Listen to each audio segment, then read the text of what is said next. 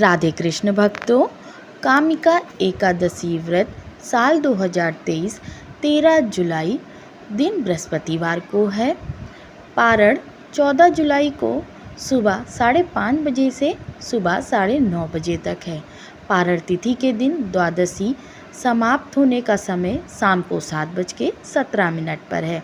व्रत कथा के श्रवण किए बिना व्रत का फल अधूरा है, इसलिए आइए श्रवण करते हैं। श्रावण मास की कामिका एकादशी का महात्म्य एवं कथा।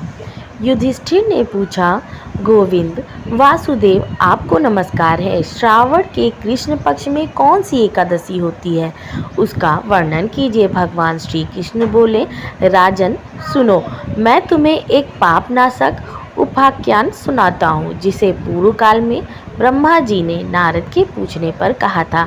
नारद जी ने प्रश्न किया, भगवान कमलासन, मैं आपसे यह सुनना चाहता हूँ कि श्रावण के कृष्ण पक्ष में जो एकादशी आती है उसका क्या नाम है, उसके कौन से देवता हैं तथा उससे कौन सा पुण्य प्राप्त होता है।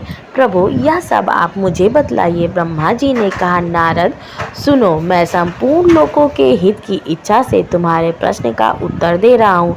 श्रावण मास में जो कृष्ण पक्ष की एकादशी आता है उसका नाम कामिका है। उसके स्मरण मात्र से वाजपेय यज्ञ का फल मिलता है।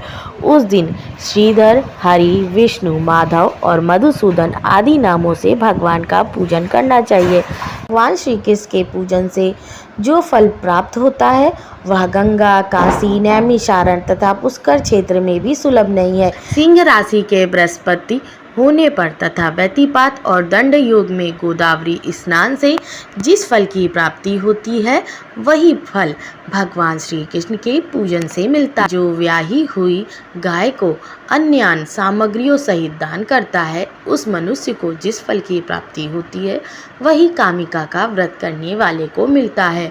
जो नरश्रेष्ठ श्रावण मास में भगवान श्रीधर का पूजन करता है, उसके द्वारा गंधर्वों और नागों सहित संपूर्ण देवताओं की पूजा हो जाती है। अतः पाप भीरु मनुष्यों को यथाशक्ति पूरा प्रयत्न करके कामिका के दिन श्री हरि का पूजन करना चाहिए। जो पाप रूपी पंख से भरे हुए संसार समुद्र में डूब रहे हैं, उनका उद्धार करने के लिए कामिका का व्रत सबसे उत्तम है।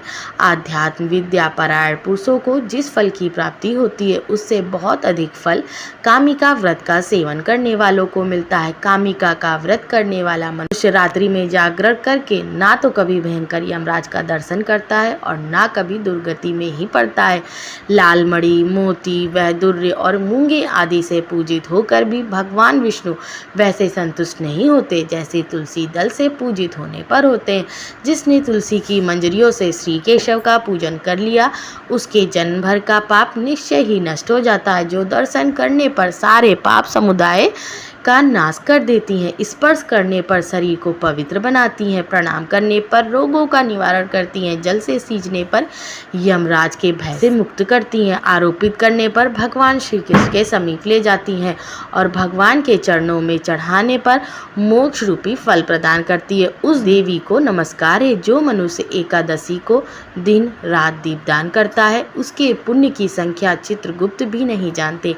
एकादशी के दिन भगवान श्री कृष्ण के सम्मुख जिसका दीपक जलता है, उसके पितर स्वर्ग लोक में स्थित होकर अमृतपान से तृप्त होते हैं। घी अथवा तिल के तेल से भगवान के सामने दीपक जलाकर मनुष्य देह त्याग के पश्चात करोड़ों दीपकों से पूजित हो स्वर्ग लोक में जाता है। भगवान श्री कृष्ण कहते हैं, युधिष्ठिर, यह तुम्हारे सामने मैंने कामिका एकादशी की महिमा का वर्णन किया।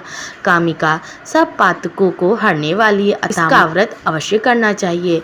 यह स्वर्ग लोक तथा महान पुण्य फल प्रदान करने वाली, जो मनुष्य श्रद्धा के साथ इसका महात्म्य श्रवण करता है वह सब पापों से मुक्त हो श्री विष्णु लोक में जाता है।